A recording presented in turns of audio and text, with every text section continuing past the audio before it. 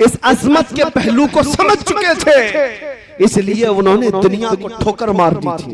जानते हैं उनके नजदीक किसी भी चीज की अहमियत नहीं थी। आज ये बातें मैं आपको एहसास दिला रहा हूं। जब कभी जरूरत तुम्हारी जिंदगी में आए, मैं हर नौजवान को बेदार करना चाहूंगा इस बात को लेकर, सारे मसले सारे मुद्दे एक जगह रख देना। मेरे मुस्तफा के नाम की इज्जत अलग है, ये मकाम ही अलग है।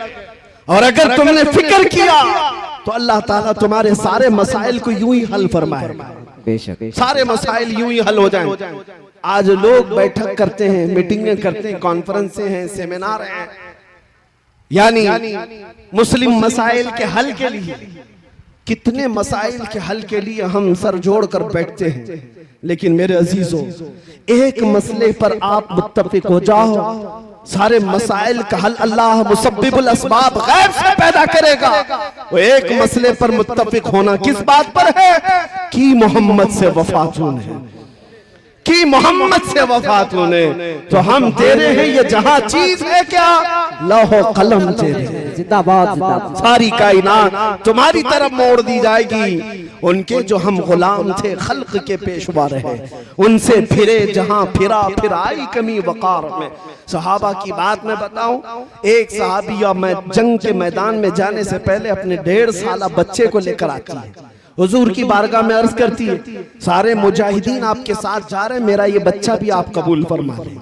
1.5 साल का बच्चा जंग में क्या करेगा? उस खातून के जज्बात को कदर से देखो, हजारों सलाम उनकी इज्जत पर। वो खातून कहती है, या रसूल अल्लाह, इस बच्चे के अलावा मेरे घर में कोई नहीं, मेरा शौहर शहीद हो चुका, मेरे घर में और कोई नहीं। जब हर माँ अपने जवान को आपके साथ भेज रही है, मैं अपने बच्चे को घर में रखकर क्या करूं? 1.5 साल का बच्चा लाई, लेकिन क्या करना, क्या ये जंग करेगा? खातून कहती है, मैं जानती हूँ ये तीर और तलवार तो नहीं चला सकता, लेकिन आप अपने मुजाहिदीन सहाबा के हाथों में दे दे इसे। जब दुश्मनों की तरफ से तीर चलेंगे, मेरा बच्चा ढाल के काम तो आ सकता है, मेरा बच्चा ढाल के काम आ सकता है। उनके जज्बात को लाखों सलाम, जिन्होंने मेरे मुस्तफा के लिए अपना सब कुछ कुर्बान किया है। आपको पता है, ओहद के मैदान में एक खातून दौड़ी चली आ रही है, जिसको किसी ने खबर दिया कि तुम्हारे शौहर शहीद हो गए, फिर किसी ने कहा तुम्हारा बेटा भी शहीद हुआ, फिर किसी ने कहा तुम्हारा भाई भी शहीद हुआ। वो खातून अपने रिश्तेदारों की शहादत की खबर सुन रही है। आज अंदाजा करो, औरत के लिए एक बेटे का मर जाना कितना बड़ा मामला है। पूरा घर आसमान सर उठा लेती है, उसका रोना धोना आप देखते होंगे। एक जवान बेटा किसी का चला जाए, ये बोलना आसान है, प्रैक्टिकल बहुत मुश्किल है। एक खातून को जब ये कहा जा रहा है कि तेरा बेटा शहीद हुआ, तेरा भाई शहीद हुआ, तेरा शौहर शहीद हुआ, वो खातून का जवाब सुने, आने वाले से पूछती है, सारे लोग मेरे रिश्तों के इंतकाल की खबर दे रहे हो, जरा ये तो बताओ आमीना का लाल सलामत है या नहीं? मुस्तफा करीम सलामत है या नहीं? आने वाले ने कहा, ऐ खातून, अल्लाह के रसूल सलामत है। वो खातून अपना आंचल निकालती और कहती है, कुल्लु मुसीबतिन बादक जुललुन या रसूल अल्लाह, ऐ अल्लाह के रसूल, अगर आप सलामत हैं तो हर मुसीबत आसान है, हर मुसीबत छोटी है। ये सहाबा का जज्बा था। उन्होंने ज़ात मुस्तफा और नाम मुस्तफा के एहतराम में अपना सब कुछ लुटाया। आपको पता है, उन्होंने ना अपने माल की तरफ देखा है, ना अपने औलाद की तरफ, ना अपने घर बार की तरफ।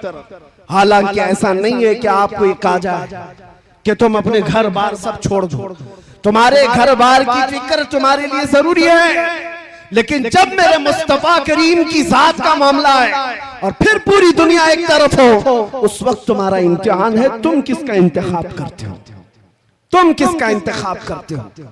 इसलिए अभी चंद दिनों पहले एक सियासी आदमी थे बेचारे, वो कह रहे थे, मौलाना आप तो तकरीरें बहुत सारे करते हैं, लेकिन इलेक्शन आता है तो आपको पता है मुसलमानों को हम तो इधर से उधर नचा देते हैं, मुसलमानों को नचा देते हैं। सारी पार्टियों में तो जय जय करते हुए आपके लोग घूमते रहते हैं, वो हमें तंज कर रहे हैं, टॉन्ट मार रहे हैं, ताना मार रहे हैं। मैंने कहा हो सकता है आप 500 रुपए देते होंगे तो आपके पास भी जाते होंगे, फिर कोई दूसरी पार्टी वाला 1000 देता है तो उसके पास भी जाते होंगे, यही आप कह रहे हैं ना? उन्होंने कहा सब जगह तो ये झंडे ले ले करके जाते हैं और पैसा वसूल करते हैं। मैंने कहा होता होगा, मानता हूं मैं ये बात कि हमारे नौजवान या कोई भी जवान जाते होंगे इस पार्टी में उस पार्टी में पैसा लाते होंगे। मैंने कहा कान खोल करके सुन लो, मुझे ये यकीन है हमारे मुआशरे के मुत्तकी परहेजगार आदमी की बात नहीं करना, एक जाहिल से जाहिल लड़के को भी खड़ा कर देना मेरे साथ। सियासी आदमी से मैंने कहा आप भी अगर मेरी इस बात से इत्तेफाक रखते हैं तो मेरा साथ देंगे इंशाअल्लाह। उनसे मैंने यही कहा होता होगा 500,000 में इधर उधर दर बदलूपन, लेकिन कभी ऐसा करो किसी मोहल्ले से एक आम जवान को लाकर खड़ा करो, जाहिल से जाहिल आदमी, तुम 1 करोड़ रुपए लेकर खड़े रहना, पार्टी की बात मत करना, पार्टी की बात मत करना। इस एक जाहिल जवान के सामने 1 करोड़ रुपए इधर रखो, एक तरफ गुंबदे खजरा की तस्वीर रखो और फिर पूछो उससे कि तुझे ये चाहिए या ये चाहिए। मैं उनसे कहा मैं बगैर देखे, विजदान मेरा कहता है, यकीन मेरा कहता है, हिंदुस्तान के शुमाल से लेकर जुनूब तक, मशरिक से मगरिब तक हमारे मोहल्लों में जीने वाला एक आम बच्चा भी ये कहेगा ले जा तेरे 1 करोड़ की दौलत। मैं ठोकर मारता हूँ, अपना सब कुछ गुंबद खजरा कल भी था और आज भी है, मेरे नबी से मेरा रिश्ता कल भी था और आज भी है। बतला दो गुस्ताख नबी को गैरत अवामी जिंदा है, उन पे मर मिटने का जज्बा कल भी था और नारा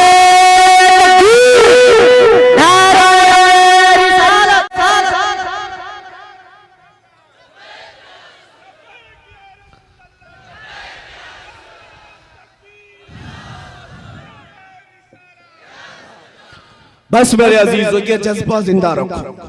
हालात बिगड़े जा रहे हैं, हमें पता है, हमें पता है, बहुत सारे लोगों ने ये महसूस किया, हालात बहुत तेजी से बदलते जा रहे हैं, जहर फैलता जा रहा है। ऐसे हालात में इतना सख्त नहीं बोलना चाहिए।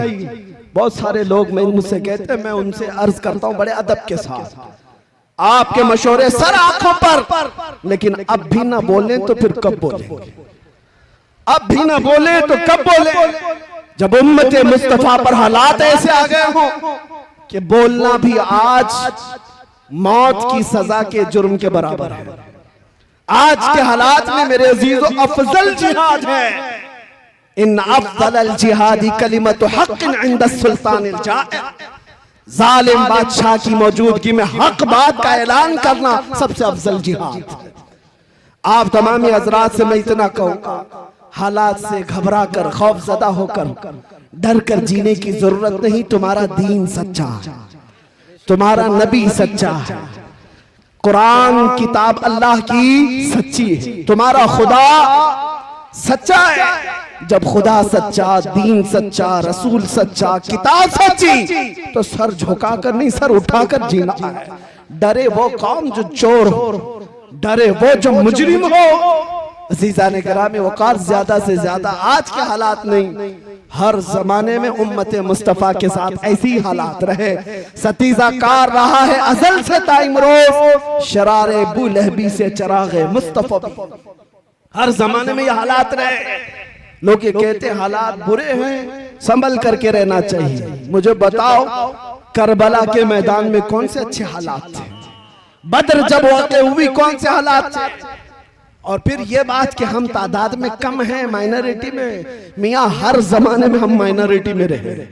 बद्र में 313 माइनॉरिटी में ही थे, ओहद में भी थे, खैबर में थे, खंदक में थे।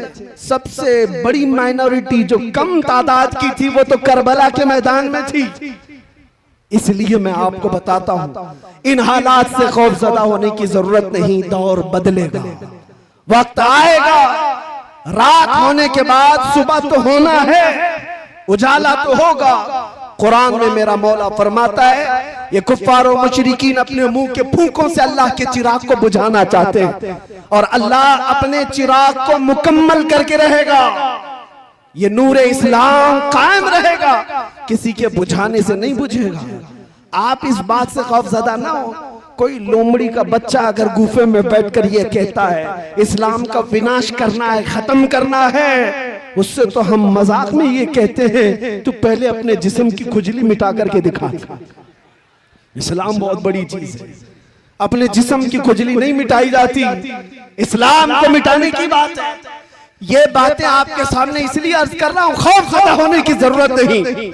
जब ऐसे बातें लगे आला हजरत को पढ़ लो। इमाम अहले सुन्नत फाजिल बरेलवी फरमाते हैं खौफ ना रख रजा जरा, तू तो है अब्द मुस्तफा, तेरे लिए अमान है, तेरे लिए अमान है।